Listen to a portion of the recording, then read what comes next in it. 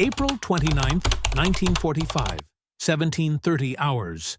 The perimeter of Dachau. The air is thick with the stench of coal smoke. Heinti unfreundinki, chatstafi, pine, and something else. Something sweet and putrid that none of the young men of the 45th Infantry Division can identify.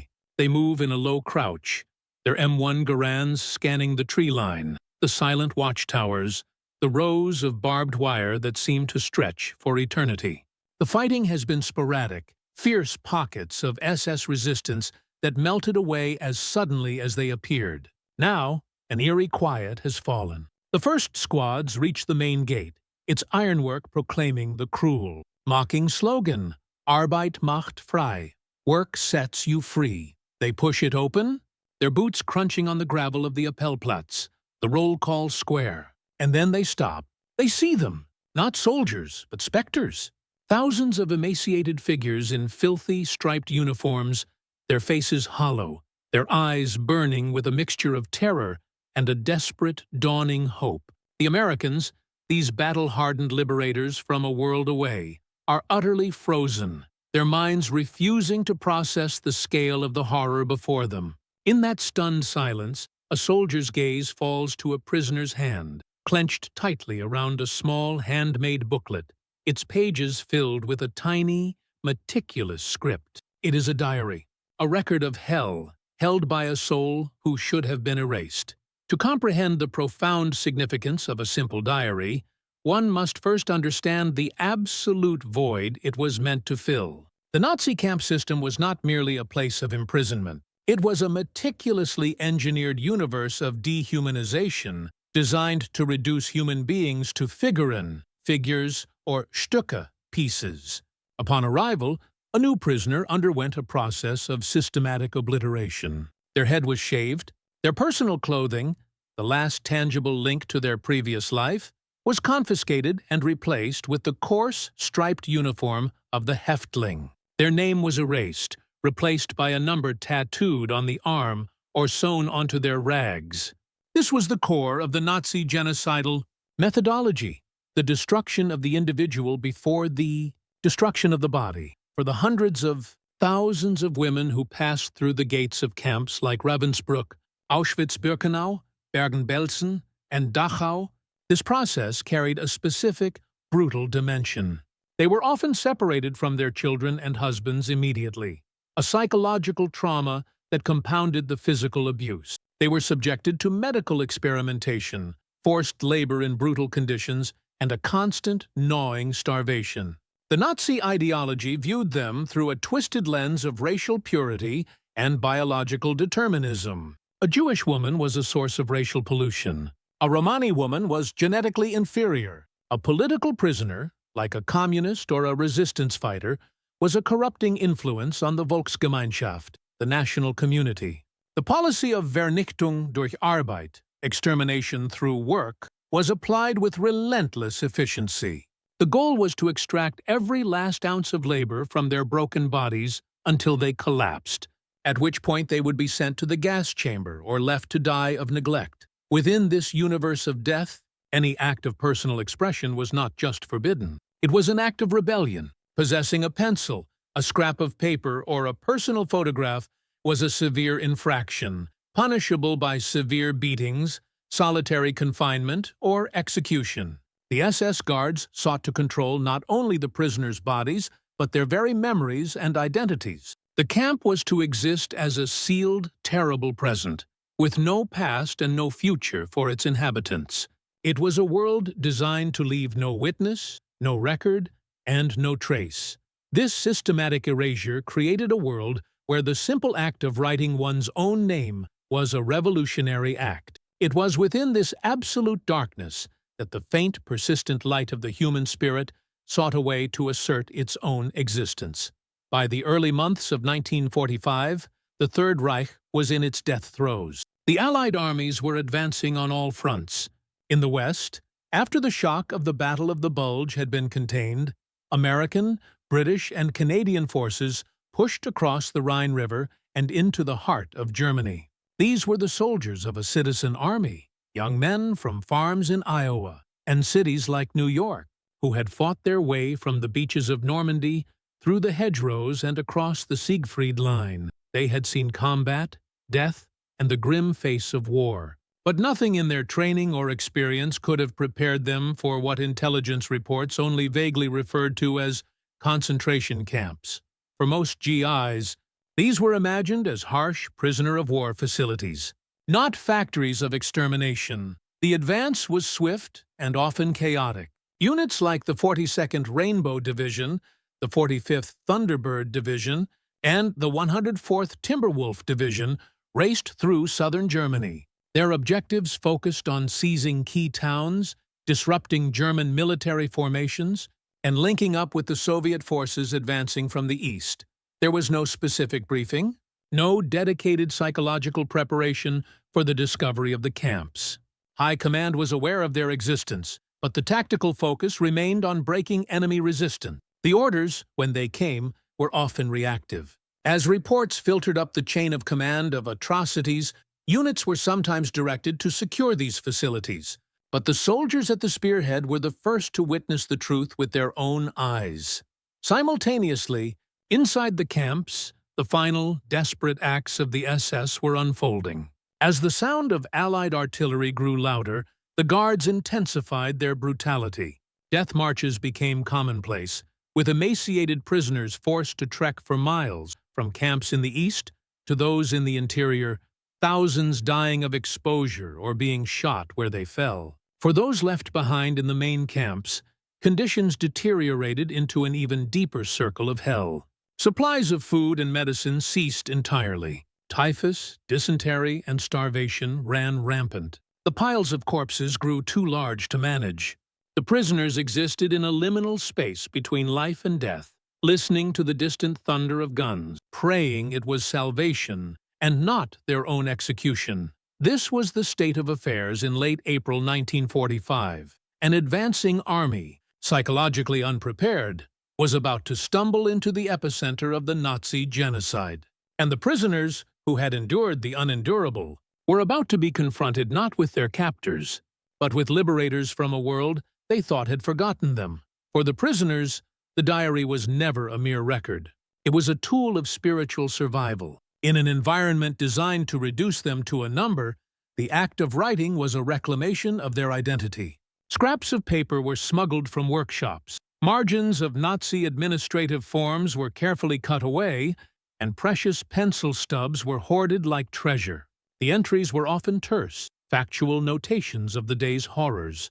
The number of people selected for the gas chamber, the name of a friend who had died, the relentless, gnawing hunger. But within these entries lay a profound defiance. To record a name was to ensure that person was not forgotten. To document a crime was to bear witness. For women like Hadassah Bimko, a Jewish prisoner and dentist at Bergen-Belsen, who would later testify at the Belsen trial, these secret notes were a moral duty, a tiny, flickering flame of truth against an overwhelming darkness. The diary was a secret confidant, a repository for grief, and a tangible thread connecting them to the people they once were.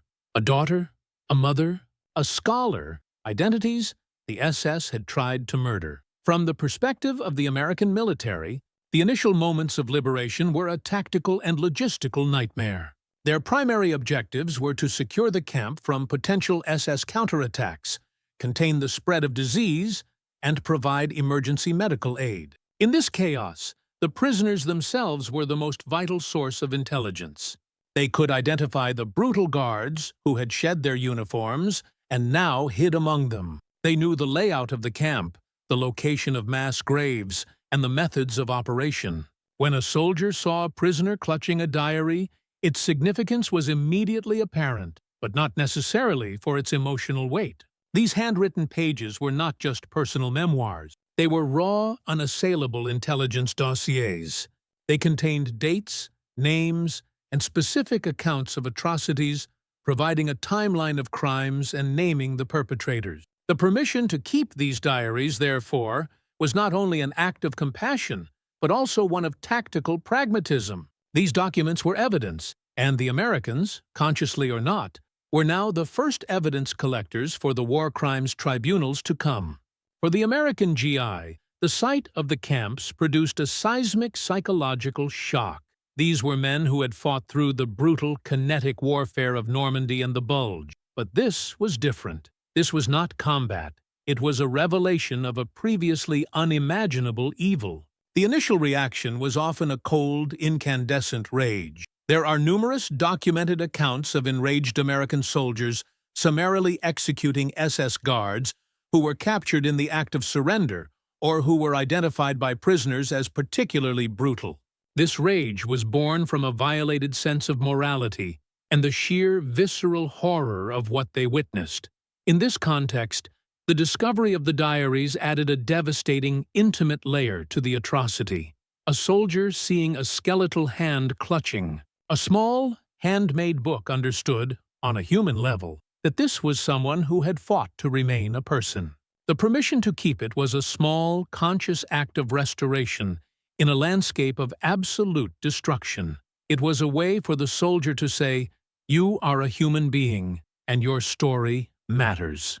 This single gesture helped to bridge the unimaginable gap between the healthy, powerful liberator and the broken, starving survivor, transforming a moment of pure shock into one of profound, if fragile, human connection. Beyond the immediate human drama, the American military, almost instantly, recognized the historical magnitude of what they had uncovered. Senior officers like General Dwight D. Eisenhower, who personally visited Ohrdruf and Buchenwald, understood that the sheer scale of the horror was so immense that future generations might dismiss it as propaganda or exaggeration. He famously ordered every available soldier in the area to tour the camps, and he compelled local German civilians to bear witness to the crimes committed in their name. The diaries found in the hands of survivors became a cornerstone of this evidentiary imperative. While the Nazis had created millions of their own meticulous records of genocide, these were the cold, administrative logs of the perpetrators. The diaries were the voice of the victims. They provided the emotional and factual counterpoint to the SS clinical lists of numbers. They were the unassailable human truth that would be entered into the records of the Nuremberg and subsequent trials, ensuring that the story of the Holocaust would be told not only through the ledgers of the murderers, but through the trembling handwriting of those who lived through it. The climax was not a single uniform event across all camps, but a series of brutal, surreal, and deeply human encounters that unfolded over the final days of April and the first days of May, 1945. For the soldiers of the 45th Infantry Division, at Dachau on April 29th, it began with the sight of the death train. 40 railroad cars stood silent on the tracks outside the camp, each one packed with the rotting, emaciated corpses of prisoners evacuated from Buchenwald. The stench was a physical force. Then came the breach of the main gate.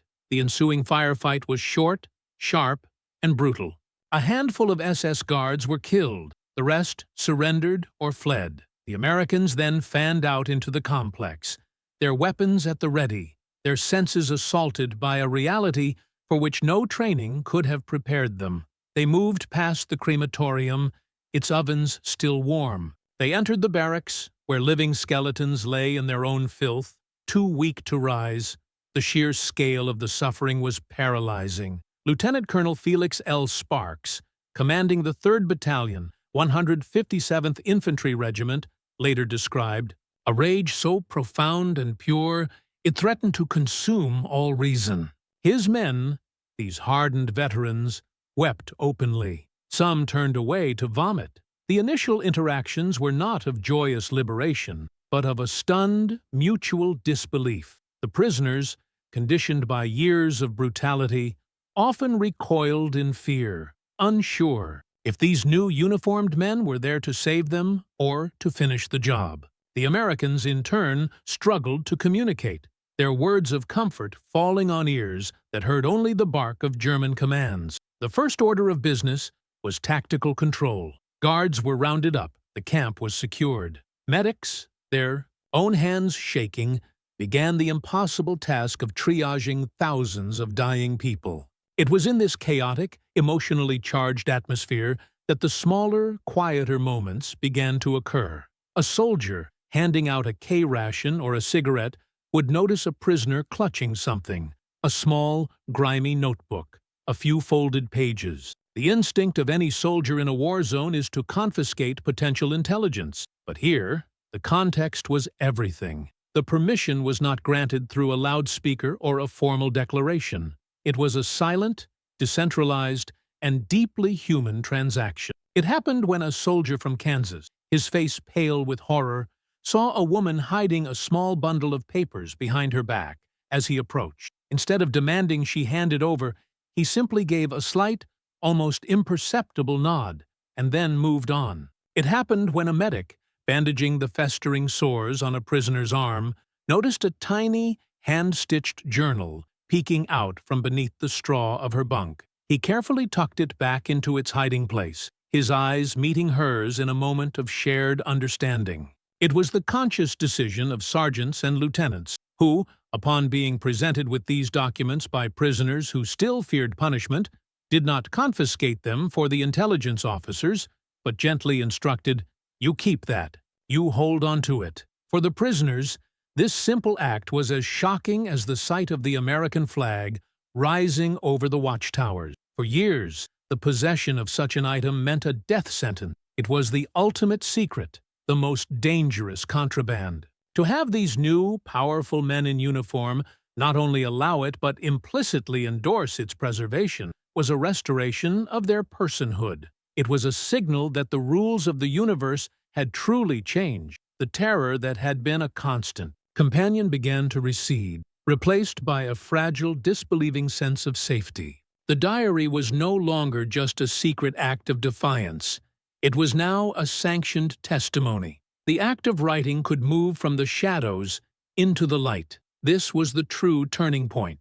Not just the physical liberation of the body, but the liberation of their voice. The Americans, by allowing them to keep their diaries, were handing them back their identities and anointing them as witnesses. This moment created a profound, unspoken bond. The prisoners saw that their liberators understood, on some fundamental level, the significance of these records. The soldiers, in turn, saw in the prisoners' fierce protection of their diaries a courage that transcended the battlefield. It was a mutual recognition of humanity in a place built for its destruction. The gates were open, the guns were silent, but the most powerful revolution was happening in the quiet exchange of glances over a few handwritten pages. The evidence of the crime would remain in the hands of the victims, ensuring that the story, from this moment forward, would be told in their words. The immediate aftermath of liberation was a medical catastrophe. Despite the best efforts of American medics and rapidly deployed field hospitals, the toll of starvation and disease was too great for thousands. In the days and weeks following the arrival of the Allies, prisoners continued to die at an alarming rate, their bodies too broken to be saved by food and medicine. The liberators became undertakers, forced to organize the burial of the dead in mass graves, often compelling local German civilians to confront the horrors perpetrated by the regime they had supported. This was the first grim consequence, the staggering human cost, meticulously documented in the survivors' diaries, which now recorded not only the names of the dead, but also the first, tentative names of the saved. Simultaneously, the machinery of justice began to turn. The diaries, along with the testimony of the survivors, became the foundational evidence for the war crimes tribunals. At the Dachau trials, held within the shadow of the camp itself, and at the larger Nuremberg proceedings, these personal accounts provided the human narrative that gave meaning to the cold, bureaucratic evidence of Nazi record-keeping. When a survivor like Hadassah Bimco took the stand, her own secret notes from Bergen-Belsen gave her testimony an unshakable precision and power. She could cite dates, names, and specific acts of cruelty, her words carrying the undeniable weight of lived experience. The American decision to allow these documents to remain with their authors had ensured their integrity. They were not military spoils or filtered intelligence reports, but pure, unvarnished testimony from the abyss. The perpetrators now had to answer not to an abstract charge, but to the specific handwritten record of their crimes. For the survivors, the road to any semblance of a normal life was long and fraught. Many found themselves in displaced persons camps, stateless and alone, their families and communities erased. In this limbo, the diaries took on a new, deeply personal function. They became anchors to a stolen past, the only tangible proof of the lives they had lived before the camps. They were used to trace lost relatives, to reconstruct family trees, and to prove one's own identity to skeptical bureaucracies. But more than that, they became a crucial tool for psychological survival. The act of writing, which had been a defiance, now became a form of processing the trauma. They could add new entries, chronicling their slow journey back to the world, creating a bridge between the person who suffered and the person who was trying to live again. These precious documents did not remain private for long. Historians and institutions, recognizing their monumental importance, began to collect and preserve them. The diaries of women like Olga Lengyel from Auschwitz or Mary Berg from the Warsaw Ghetto were published, becoming some of the first eyewitness accounts to shape the world's understanding of the Holocaust. They were donated to archives like Yad Vashem in Jerusalem and the United States Holocaust Memorial Museum in Washington, D.C., where they reside today, not as mere artifacts, but as sacred texts. The American soldier's gesture on the day of liberation had, in effect, safeguarded the most critical evidence of the Holocaust, the individual, human voice. These diaries ensured that the history of the genocide would be written not only from the top down, through the lens of policy and military strategy, but from the bottom up, through the intimate, devastating words of those who endured it. In the grand, brutal chronology of the Second World War, the moment an American soldier allowed a prisoner to keep her diary is a footnote. It involved no strategy, won no ground, and altered no tactical disposition. Yet, within the silent moral calculus of history, its weight is immense. The Nazi regime invested unimaginable resources in building a universe of silence, where millions would be erased without a trace, their stories dying with them. Against this vast industrial effort stood the most fragile of defenses: a pencil, a scrap of paper, and the unyielding human need to say, "I was here." The American permission for that statement to continue was a quiet victory for civilization. It was an acknowledgement that while armies could liberate territory, true liberation required the restoration of voice and identity. Those diaries, now preserved under glass in museums and archives, are more than historical records. They are the enduring answer to the absolute evil that sought to eliminate them. They remind us that in the face of forces dedicated to the obliteration of memory, the simple act of bearing witness and the choice to honor that witness becomes the most powerful resistance of all. The story of the Holocaust is written in their pages, not as a dry historical fact, but as a permanent human scar and a warning echoing through time.